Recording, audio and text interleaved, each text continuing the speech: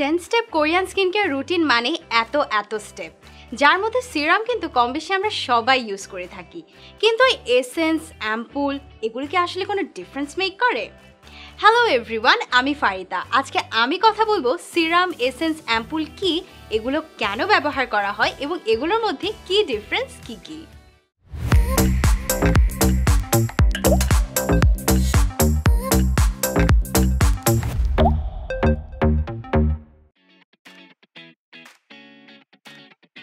Essence, serum এবং অ্যাম্পুলের মধ্যে সবথেকে বড় যে পার্থক্যটা সেটি হলো এদের টেক্সচার।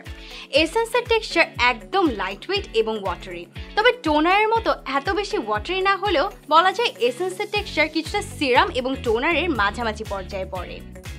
এসেন্স অ্যাপ্লাই করার সাথে সাথে স্কিনের একেবারে ডিপার লেয়ার পর্যন্ত খুব তাড়াতাড়ি অ্যাবজর্ব হয়ে যায় এর ছোট ছোট মলিকুলার সাইজের কারণে, আর সেই কারণে এসেন্স অ্যাপ্লাই করার সাথে সাথে স্কিন অনেক বেশি প্লাম্পি অ্যান্ড গ্লোই দেখায়। তাই মেকআপের আগে essence could be an amazing addition, specially যাদের স্কিন মেকআপের পর অনেক বেশি প্যাচি দেখায়।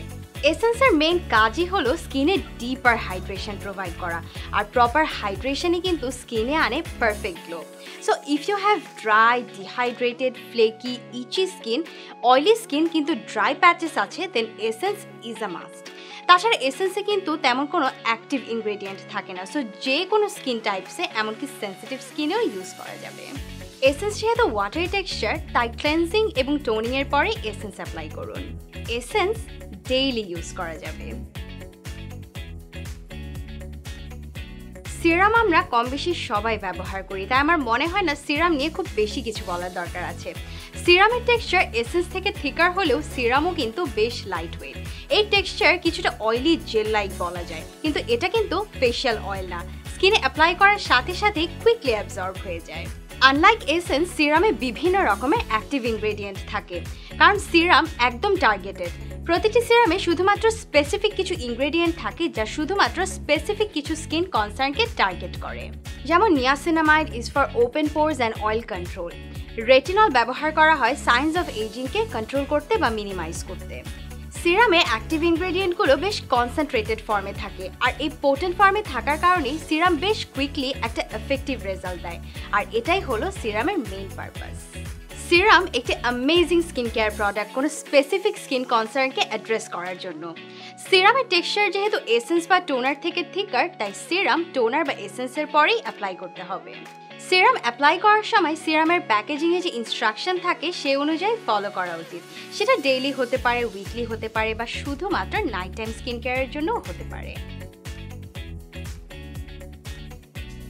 অ্যাম্পুলের কাজ অনেকটা সিরামের মতো, কিন্তু অ্যাম্পুল হলো এক ধরনের super charge serum with highly concentrated active ingredient. অ্যাম্পুলের টেক্সচার ভ্যারি করে, কখনো এটি সিরাম থেকে থিকার, কখনো এসেন্স বা টোনারের থেকে ওয়াটারি। অ্যাম্পুলকে বুস্টার শট বলা হয়। এতে হায়ার কনসেন্ট্রেশনের অ্যাক্টিভ ইনগ্রেডিয়েন্ট থাকার কারণে এটি শুধুমাত্র স্পেসিফিক টাইম পিরিয়ডের জন্যই ইউজ করা হয়, ডেইলি ইউজ করার জন্য না। ফর এক্সাম্পল, কোনো স্পেশাল অকেশনের আগে কোনো উইকলি অ্যাম্পুল প্যাক ইউজ করা যেতে পারে for a quick fix solution. Ampoule সিরামসের থেকেও ফাস্টার কাজ করে, কিন্তু অ্যাম্পুল হলো অকেশনাল ট্রিটমেন্ট, যেখানে সিরামস ডেইলি ব্যবহার করা যাবে। অ্যাম্পুলের টেক্সচারের উপর ডিপেন্ড করবে এটি স্কিন কেয়ারের কোন স্টেপে যাবে, তবে সাধারণত অ্যাম্পুলের টেক্সচার সিরাম থেকে থিকার হয়, তাই সেক্ষেত্রে সিরামের পরেই অ্যাম্পুল ব্যবহার করতে হবে। অ্যাম্পুলও প্যাকেজিংয়ের ইনস্ট্রাকশন অনুযায়ী ইউজ করতে হবে। অ্যাম্পুল উইকলি 1 থেকে 2 বার ব্যবহার করা যেতে পারে।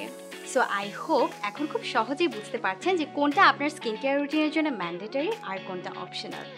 আমাদের সবারই কিন্তু skin type different, skin concern different, আর সেই অনুযায়ী এক একজনের স্কিন কিন্তু ডিফারেন্ট প্রোডাক্টে ডিফারেন্টভাবেই রেসপন্ড করে।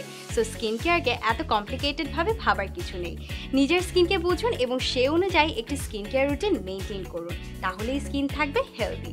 So till next time, take